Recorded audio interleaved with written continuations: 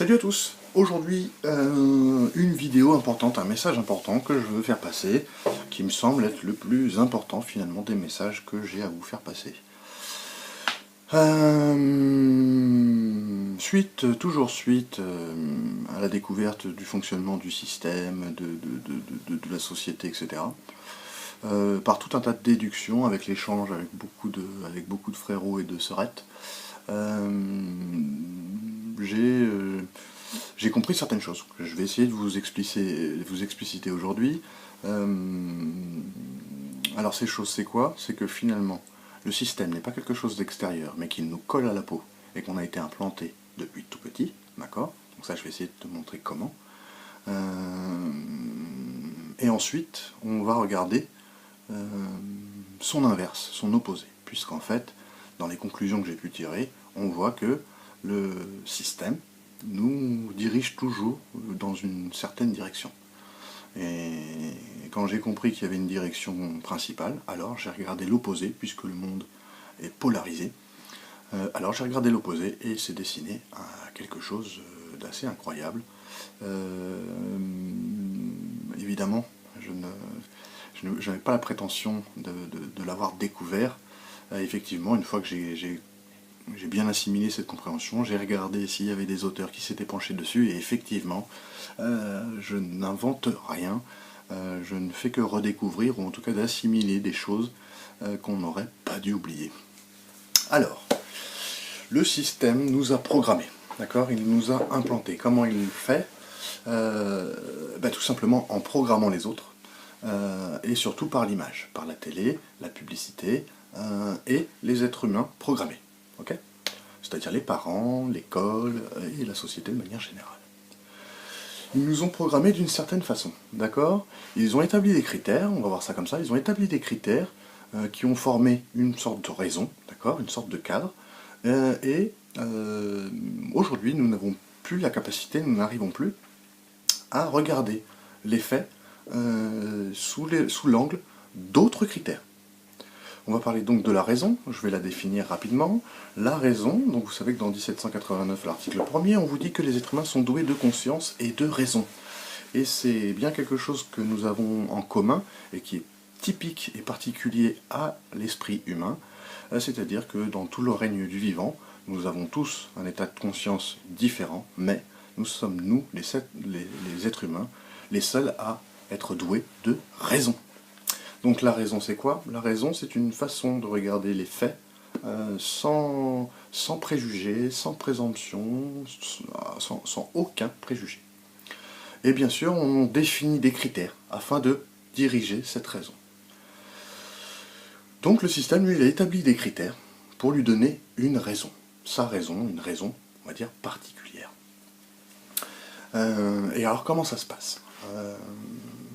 Comme je vous le dis, on va prendre des exemples concrets. La réussite, aujourd'hui, le système, tes parents, leurs parents, les générations d'avant, on a vendu aux gens, par le biais d'images, par le biais de plein de choses, de messages subliminaux, tout ce que tu veux, tout ce qu'ils vont pouvoir utiliser pour t'implanter ces critères avec lesquels tu vas juger du bien et du mal. Donc la raison, c'est ça, c'est regarder les faits sans préjugés, d'accord, et définir des critères pour diriger cette raison. Les critères du système nous vantent la dualité, nous vantent l'individualisme, la consommation. Ils nous vantent tout un tas de choses, et on est incapable aujourd'hui de regarder cette chose avec hauteur et voir si on changeait les critères, alors quelle chose on aurait, qu'est-ce que ça donnerait comme raison. Une autre raison certainement particulière. Donc finalement, quand ton enfant, lui, il vient avec ses critères et sa raison, et qu'il te donne une raison, typiquement, il est pas du tout, il veut pas travailler, il veut pas gagner d'argent, et lui tout ce qu'il veut c'est aider les gens, il veut aider son prochain. D'accord ? Toi, si ton enfant te dit ça, le réflexe que tu vas avoir, c'est de regarder si sa raison, elle colle avec la raison du système. Ok ? Et il se trouve que non. Non, pas du tout. Et donc, toi, qu'est-ce que tu vas faire? Tu vas dire, non, non, non, ce que tu dis, c'est de la merde, c'est pas comme ça que ça marche, il faut faire comme le système t'a dit. D'accord? Pour que ça colle avec. Or là, tu crées tout simplement un décalage avec la raison d'être de ton enfant. tu décales ce qu'il ressent. Tu dis que ce qu'il ressent, c'est faux. Hein. Et donc c'est très grave. Ça commence par là. Nous sommes, nous, les parents, les adultes, les premiers agents de contagion des raisons du système. Et c'est comme ça qu'on est implanté, c'est-à-dire qu'on n'arrive même plus à sortir, à enlever ces critères, et tout ce qu'on fait, tout ce qu'on dit, tout ce qu'on pense, tout ce qu'on se questionne, les outils de réflexion, les réponses, tes caprices, tes colères, ton bonheur, tes joies, tes craintes, tes peurs, tout ça, c'est fictif, tout ça, ils ont fabriqué tout ça. Le système, il n'est pas à l'extérieur de nous, il nous colle à la peau, c'est implanté. Donc tu ne peux pas t'en couper en disant oui, je veux plus avoir affaire à cette matrice commerciale. Tu ne peux pas, en fait, parce que c'est bien plus haut que ça, et c'est dans ta tête. C'est une prison pour ton esprit. Et donc, je propose de changer les critères, d'accord, pour avoir une autre vision de l'esprit, pour sortir de cette prison et voir dans quelle autre cage on pourrait se mettre. Et alors, je vais te parler de ces 3 critères qui nous permettraient, finalement, de distinguer le bien du mal, le vrai du faux, selon des nouveaux critères. D'accord ? Puisque j'ai pris conscience que le système nous envoyait dans une direction, donc je vais prendre la direction opposée, tout simplement, en déconstruisant sa raison et ses critères. Je suis quelqu'un qui est j'aime beaucoup les mathématiques et les équations, donc je réduis souvent tout à des équations. Donc je vais te proposer une équation qui te permettra de regarder avec de nouveaux critères si ce que tu penses, fais, tes colères, tes plaisirs, tes joies, elles ont un sens avec ces nouveaux critères, des critères que je vais estimer universels. Donc, le premier critère, c'est l'accord avec toi-même. Je viens de te dire, l'enfant, en fait, quand lui, il est en pleine raison, en raison, on verra la raison universelle, quand lui est dans la raison universelle, parce qu'il n'est pas encore formaté, d'accord, toi, tu vas voir un truc qui n'est pas du tout en accord avec la raison du système, et tu vas le décaler, tu vas toi-même le programmer. Donc, on va changer ça, et on va mettre d'abord, le premier point, ça serait d'être en accord avec soi-même, afin qu'il n'y ait pas de décalage entre ce qu'on ressent et ce qu'on doit faire. Ok ? Le deuxième point, ça va être l'humanité. C'est-à-dire qu'il faut que tu diriges ça vers est-ce que ce que tu fais, ce que tu dis, ce que tu penses, etc., est-ce que c'est bon pour l'humanité? Est-ce que ça a un sens? Est-ce que ça ne le dégrade pas de façon négative? Est-ce que plutôt ça ne le sublimerait pas? Donc l'accord avec l'humanité. Et bien sûr en troisième, c'est l'accord avec la création, avec la nature, avec l'univers, avec ce que tu peux observer du fonctionnement de celle-ci. Alors pourquoi j'en ai mis 3? Parce que 3 c'est l'équilibre. Pour avoir un point dans l'espace, il faut au moins en avoir 3. La forme géométrique la plus stable est le tétraèdre régulier, et donc c'est une base à 3 points. Donc c'est pour ça que j'en mets 3. Donc quand tu es en accord avec toi-même, avec l'humanité et avec la création, alors tu es dans la raison universelle, une raison qui est commune à tous les hommes. Et quand tu regardes aujourd'hui ta vie selon ces critères, ben, tu t'aperçois que non seulement tu es en désaccord, mais tu es en désaccord total. C'est-à-dire que la raison du système te propose l'inverse de cette raison universelle. Alors vous voyez, j'ai trouvé le mot raison universelle, c'est ce qui m'est venu en fait suite à mes conclusions, quand j'ai bien perçu qu'il y avait quelque chose de commun à tous les êtres humains. Et il m'a suffi de taper raison universelle pour voir que déjà de nombreux auteurs comme Descartes et Malebranche avaient bien touché ça du doigt. Donc moi je l'ai articulé sur 3 trucs, je ne suis pas philosophe ni tout ça, j'ai pas lu beaucoup sur la philosophie, mais néanmoins avec cette grille de lecture par déduction logique, par digression, j'en suis arrivé à la conclusion que effectivement cette équation entre l'équilibre avec toi-même, l'humanité et la création, alors ça te menait à une raison commune à tous les hommes, qui va dans un sens qui laisse circuler l'énergie, qui génère la conscience. Comme je te l'ai dit dans l'article premier, ils te disent bien conscience et raison. Ils articulent les deux. Pourquoi? Parce qu'effectivement, quand tu vas prendre conscience de cette raison universelle, avec les 3 critères que je t'ai donnés, tu vas alors faire des actes en raison, d'accord? Dans cette raison, tu vas faire des actes en raison, et l'être humain qui est né, qui est fabriqué pour cette raison, va forcément l'avoir. Il peut la nier quand tu essaies de lui transmettre oralement, par des informations, etc., il peut la nier, ne pas lire, ne pas t'écouter, etc.